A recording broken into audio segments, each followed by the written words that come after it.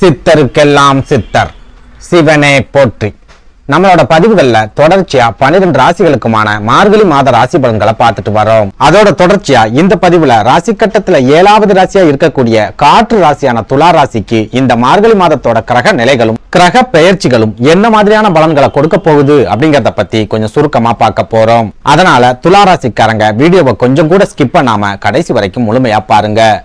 அதுக்கு முன்னாடி நம்ம சேனல் நீங்க இப்பதான் முறையா பாக்குறீங்க அப்படின்னா தயவு செஞ்சு சப்ஸ்கிரைப் பண்ணிக்கோங்க. வீடியோ பிடிச்சிருந்தா மறக்காம அந்த லைக் பட்டனையும் தட்டி விட்டுருங்க. துலா ராசி நரசிம்மர் அவதரித்த ராசி இந்த துலா ராசி. அதனாலேயே என்னவோ துலா ராசியில பிறந்தவங்க அதிகமான சுயமரியாதை உள்ளவங்களா இருப்பாங்க. அதாவது துலா ராசிக்காரங்க பாசத்துக்கு கட்டுப்படுவாங்க, பழகுனவங்க மேல உண்மையான அன்பு வச்சிருப்பாங்க. இவங்களுக்கு நடிக்க தெரியாது. ஒருத்தர் கூட உண்மையா பழகிட்டாங்க அப்படின்னா அவங்களுக்காக என்ன வேணாலும் செய்யறதுக்கு தயாரா இருப்பாங்க. அதை விட முக்கியமா நட்புக்கு எந்த அளவுக்கு மரியாதை கொடுக்கணும் அப்படிங்கறத துலா ராசிக்காரங்களை பார்த்து தெரிஞ்சுக்கலாம். அதே நேரம் துலா ராசிக்காரங்களை யாராவது அவமானப்படுத்திட்டாங்க அப்படின்னா அந்த அவமானத்தை இவங்களால சாகுற வரைக்கும் மறக்க முடியாது. இன்னும் சொல்ல போனா சாகுற வரைக்கும் அந்த அவமானத்தை மறக்கவும் மாட்டாங்க, அவமானத்தை ஏற்படுத்தினவங்களை மன்னிக்கவும் மாட்டாங்க. இந்த அளவுக்கு சுயமரியாதைக்கு முக்கியத்துவம் கொடுக்கிற காரணத்தால இவங்களால நிரந்தரமா ஒரே இடத்துல வேலை பார்க்க முடியாது. அடிக்கடி வேலை பார்க்கிற இடத்தை இவங்க மாத்திக்கிட்டே இருப்பாங்க. அதே போல குடும்ப கஷ்டத்துக்காக இவங்க மனசுக்கு பிடிக்காத வேலைகளை செஞ்சாலுமே அந்த வேலையில இவங்களுக்கு உரிய மரியாதையை கொடுத்தா மட்டும்தான் தொடர்ச்சியா அந்த வேலையில இருப்பாங்க. அதாவது வேலை பார்க்கிற இடங்களா இருந்தாலும் சரி, சொந்த பந்தங்களா இருந்தாலும் சரி, அதுவும் இல்லாம தன்னோட சொந்த குடும்பமாவே இருந்தாலும் சரி, மரியாதை இல்லாத இடத்துல துலா ராசிக்காரங்க இருக்கவே மாட்டாங்க. அதே நேரம் நீங்க துலா ராசிக்காரங்களுக்கு சரியான மரியாதையை கொடுத்துட்டு வந்தீங்க அப்படின்னா அவங்க உங்களை தங்க தட்டுல வச்சு தாங்குவாங்க. இப்படி ஒரு குணம் துலா ராசிக்காரங்க கிட்ட இருக்கிறதால இவங்க யாருக்கிட்டையாவது கடன் வாங்கணும் அப்படின்னா கூட ஒரு தடவைக்கு 100 தடவை யோசிப்பாங்க. இன்னும் சொல்ல போனா எவ்வளவு பண நெருக்கடியா இருந்தாலும் சரி, இவங்களுக்கு மரியாதை யார் கொடுக்கறாங்களோ அவங்க கிட்ட மட்டும்தான் இவங்க கடன் வாங்குவாங்க.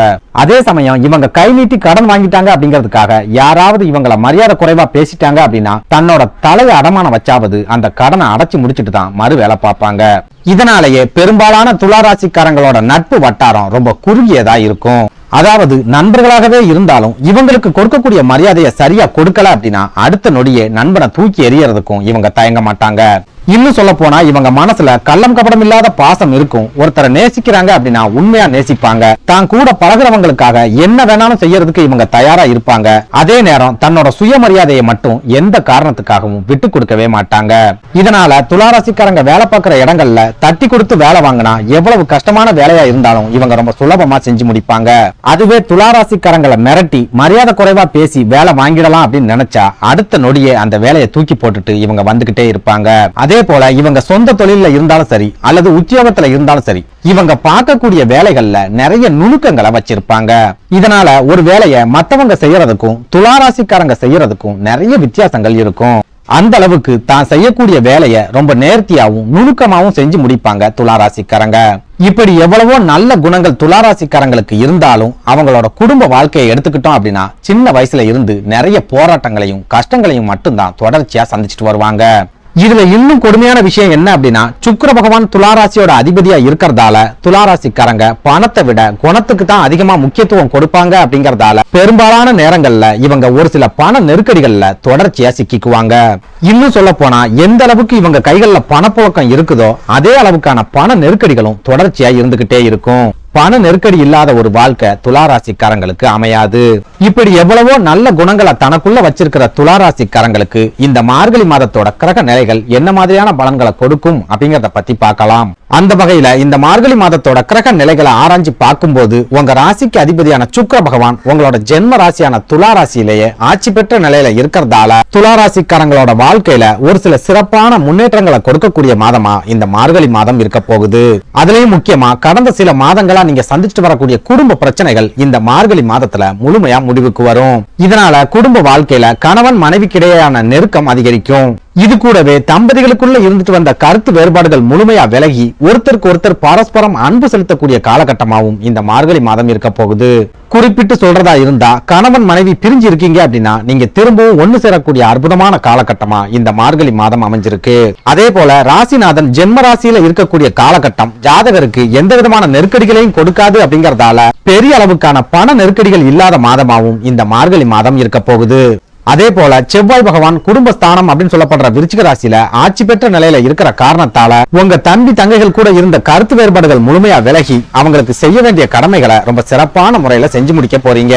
அதுலயும் முக்கியமா இது நாள் வரைக்கும் உங்களோட தம்பி தங்கைகள் உங்களை பத்தி முழுமையா புரிஞ்சுக்கல அப்படின்னா இந்த மார்கழி மாதத்துல உங்களோட அன்பையும் தியாகத்தையும் கண்டிப்பா அவங்க புரிஞ்சுப்பாங்க.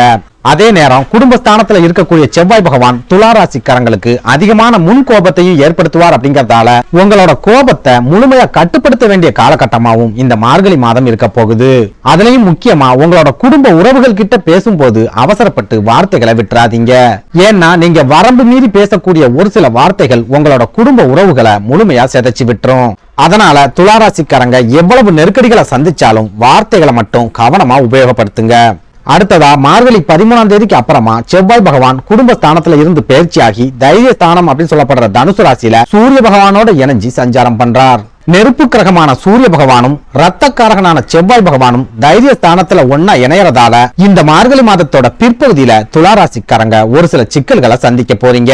குறிப்பா சூரியன் மற்றும் செவ்வாய் பகவானோட சேர்க்கையால துளாராசிக்காரங்களோட தைரியமும் தன்னம்பிக்கையும் பல மடங்கு அதிகரிக்க போகுது.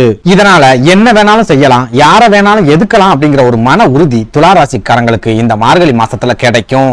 அதே நேரம் இந்த குருட்டு தைரியம் துளாராசிக்காரங்களுக்கு ஒரு சில சிக்கல்களையும் தேவையில்லாத வம்பு வழக்குகளையும் கொண்டு வரும் அப்படிங்கறதால துளாராசிக்காரங்க இந்த மார்கழி மாசத்துல கோபத்தை குறைச்சுக்கிட்டு பொறுமையா இருக்க பழகிக்கோங்க.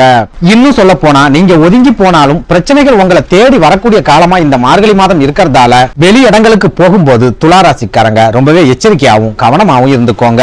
அடுத்ததா பூர்வ புண்ணிய ஸ்தானம் அப்படின்னு சொல்லப்படுற கும்பராசியில இருக்கிற சனி பகவான் இந்த மார்கழி மாசத்துல வக்ர நிவர்த்தி அடைஞ்சு நேர்கதியில பயணம் பண்ண போறார். சனி பகவானோட இந்த கிரக மாற்றம் துளாராசிக்காரங்களுக்கு ஒரு சில சிறப்பான வாய்ப்புகளை ஏற்படுத்தி கொடுக்க போகுது.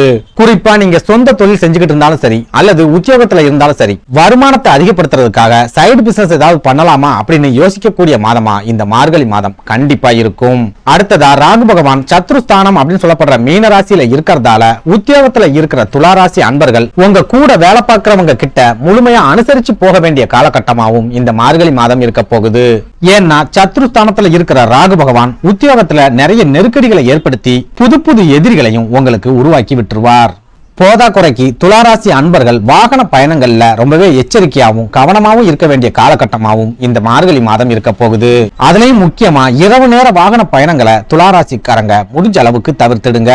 அடுத்ததா குரு பகவான் களத்திரஸ்தானம் அப்படின்னு சொல்லப்படுற மேஷராசியில இருக்கிறதால திருமணம் மாதிரியான சுப காரிய பேச்சுக்களை தொடங்குறதுக்கு ரொம்பவே அற்புதமான காலகட்டமா இந்த மார்கழி மாதம் இருக்க போகுது.